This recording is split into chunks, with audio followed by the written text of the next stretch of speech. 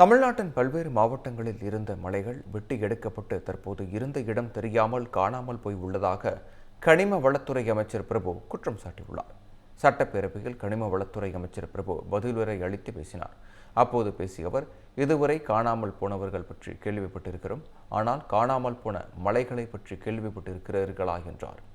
தொடர்ந்து அவற்றை பட்டியலிட்ட அமைச்சர் பிரபு, பெரம்பலூர் மாவட்டத்தில் எலும்பலூர் கிராமத்தில் 75 மீட்டர் உயரமுள்ள பிரம்பரசி மலை 2006 முதல் 25 மீட்டர் உயரம் வரை 3 ஏக்கர் பரப்பளவில் வெட்டி எடுக்கப்பட்டு காணாமல் போய்விட்டது என்றார்.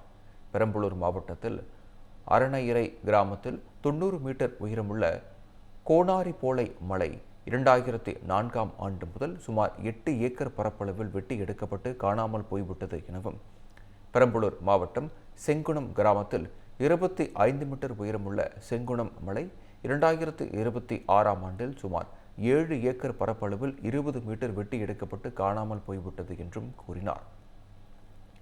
மதுரை மாவட்டம் கீழவளவு கிராமத்தில் 25 ஏக்கர் பரப்பில் 50 மீட்டர் உயரத்தில் 2 மலைகள் இருந்தது.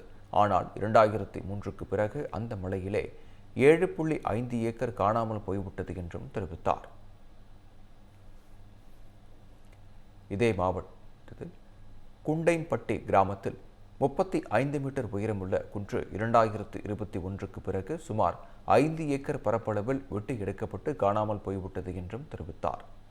திருப்பத்தூர் மாவட்டத்தில் ஆம்பூர்பேட்டை கிராமத்தில் 10 மீட்டர் உயரமுள்ள குன்று 2024ஆம் ஆண்டு முதல் சுமார் 2 ஏக்கர் பரப்பு வெட்டி எடுக்கப்பட்டு காணாமல் போய்விட்டது என்றும், ராணிப்பேட்டை மாவட்டம் அனந்தலை கிராமத்தில் 16.16 ஹெக்டேர் பரப்பளவு 70 மீட்டர் உயரம் கொண்ட அனந்தலை மலை 1998க்கு பிறகு காணாமல் போனது என்றும் தெரிவித்தார்.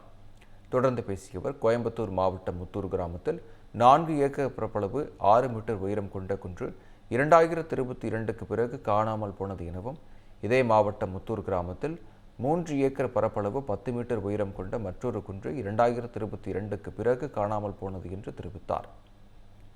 தென்காசி மாவட்டம் அரியநாயக்கபுரம் கிராமத்தில் 7.5 ஏக்கர் பரப்பளவு 50 மீட்டர் உயரம் கொண்ட கோடமலை இருந்தது என்றும், அந்த மலை 1999க்கு பிறகு காணாமல் போனது என்றும் கூறினார்.